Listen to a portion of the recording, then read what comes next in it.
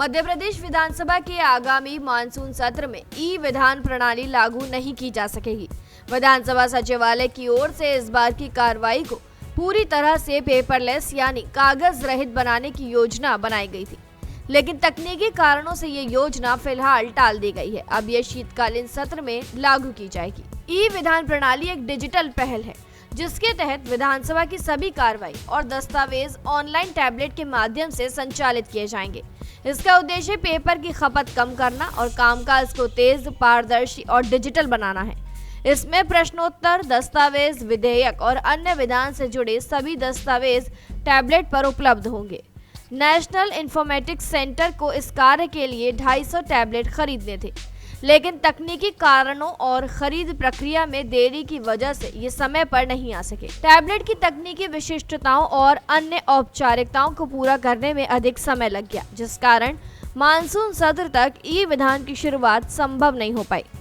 विधानसभा के प्रमुख सचिव एपी सिंह ने जानकारी दी कि मानसून सत्र के दौरान विधायकों को ई विधान प्रणाली की ऑनलाइन कार्य प्रणाली का प्रशिक्षण दिया जाएगा। उन्होंने कहा कि अगला सत्र यानी शीतकालीन सत्र पूरी तरह ई विधान प्रणाली पर आधारित होगा, इसलिए जरूरी है कि सभी विधायक इसकी कार्य प्रणाली से भलीभांति परिचित हों। प्रशिक्षण के लिए विशेषज्ञों की मदद ली जाएगी ताकि विधायकों को कोई परेशानी ना हो और वो नई प्रणाली को आसानी से समझ सकें।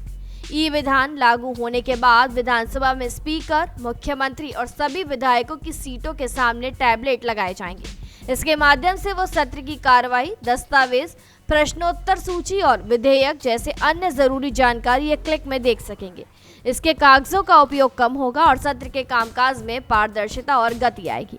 यह पहल केंद्र सरकार की डिजिटल इंडिया योजना से जुड़ी है। इसका उद्देश्य विधानसभा और विधान परिषदों को डिजिटल बनाना है, जिससे संसदीय कार्रवाइयां आधुनिक तकनीक के साथ जुड़ सकें। इससे न केवल पर्यावरण को लाभ मिलेगा बल्कि प्रशासनिक खर्चों में भी कमी आएगी। विधानसभा सचिवालय ने स्पष्ट किया है कि शीतकालीन सत्र से पहले टैबलेट की आपूर्ति और तकनीकी तैयारियां पूरी कर ली जाएंगी।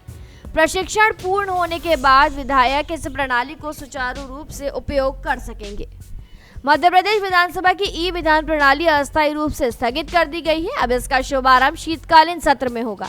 ये एक सराहनीय पहल है जो विधानसभाओं को डिजिटल और पर्यावरण के अनुकूल बनाएगी, लेकिन इसके लिए पहले तकनीकी और प्रशिक्षण संबंधी तैयारियां पूरी करना जरूरी है। आने वाले समय में ये प्रणाली कार्य की रफ्तार और पारदर्शिता दोनों को बढ़ाएगी। फिलहाल जानकारी में इतना ही। खबरों के लिए जरूर सब्सक्राइब करें भारत एक्सप्रेस।